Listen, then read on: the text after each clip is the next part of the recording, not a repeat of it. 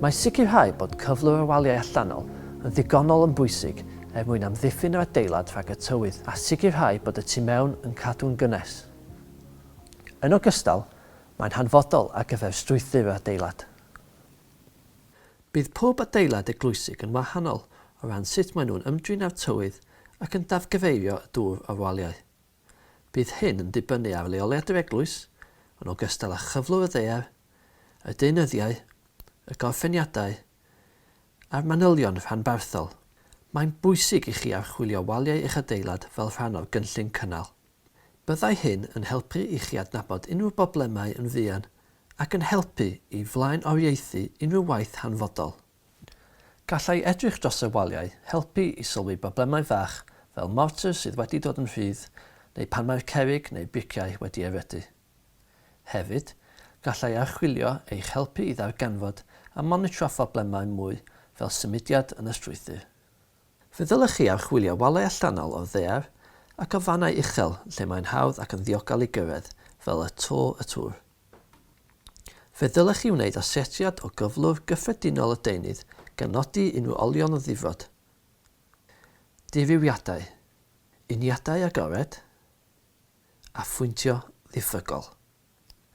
Fe ddylech chi hefyd nodi unrhyw arwyddion o chwyddo, grecio, gwiro i'r wal ac unrhyw laeth, steinio, haelwynio a llystyfiant a allai ymddangos. Mae hi'n bwysig hefyd deall bod y waliau wedi eu adeiladu yn defnyddio dulliau traddodiadol ac yn perfformio yn wahanol i waliau modern. Mae waliau modern yn dibynnu ar rhwystrau neu geudodd i atal lleithder, lle mae waliau traddodiadol yn caniatáu dŵr sydd wedi i'w amsugno gan y deunydd i anweddu o'r wyneb. Felly ydy'r syniad o caniatáu anadlu. Mae'r rhan fwyaf o'r anweddiad yn digwydd trwy y morter calch. Os caiff hyn ei ailbwyntio mewn morter sement anhydraudd, bydd y lleithder yn anweddu drwy y gwaith carreg.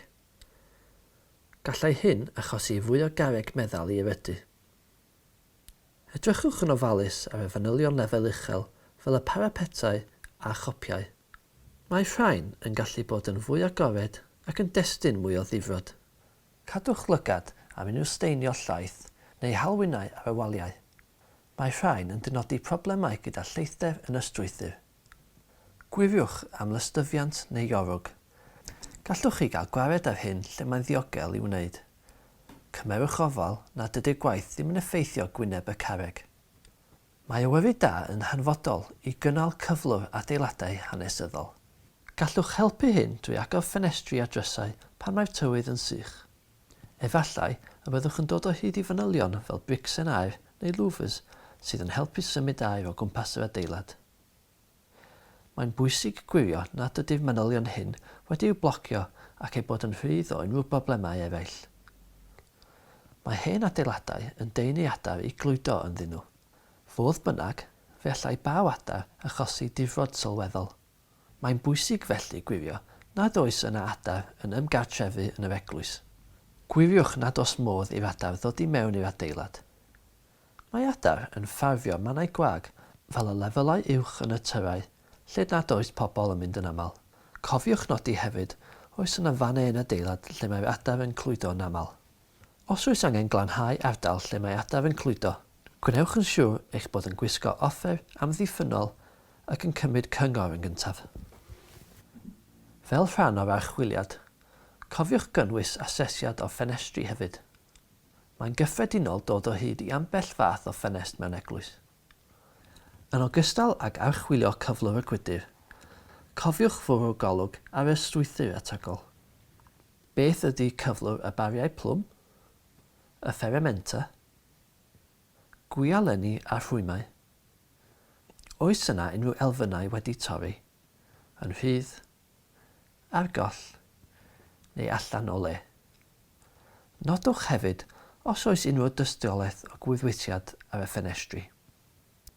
Os ydy unrhyw un o'r ffenestri wedi'w gwarchod o'r tu allan gan rhiwllau metal, gwnewch yn siŵr ei bod yn ddiogel ac ddim yn rhydu. Bydd sicrhau bod gorffeniadau wynebau yn cael eu cynnal yn helpu i amddiffyn y gwaith coed. Gwiriwch cyflwr gorffeniadau wynebau fel paent a steinio, a gwnewch nodyn o'r mannau sydd angen eu hadferu. Gwnewch yn siŵr bod y ffenestri a drysau yn ddiogel. Gwiriwch y wahanol elfennau fel y cloeon, y clofachau a boltau. Mae coed yn cyfraniad cadarnhanol i fywyllt gwyllt a lleoliad eglwysu. Ond mae'n bwysig wneud yn siŵr nad yw unrhyw goed sy'n agos i'r eglwys yn niweidio nac yn effeithio'r adeilad. Gall greiddiau a changhengau coed yn niweidio ar eglwys ac unrhyw henebion ac beddi yn y mynwent. Gwiriwch nad oes unrhyw canghengau wedi marw neu'n cyffwrdd unrhyw rhan o'r adeilad. Mae gan y rhan fwyaf o eglwysu waliau ffiniol, henebion, cofebion a llwybrau o'i gwmpas. Dylai rhain hefyd gael eu gwirio am arwyddion a ddifrod, oherwydd y gallant hefyd fod yn berygl i bobl sydd yn ymweld â'r eglwys.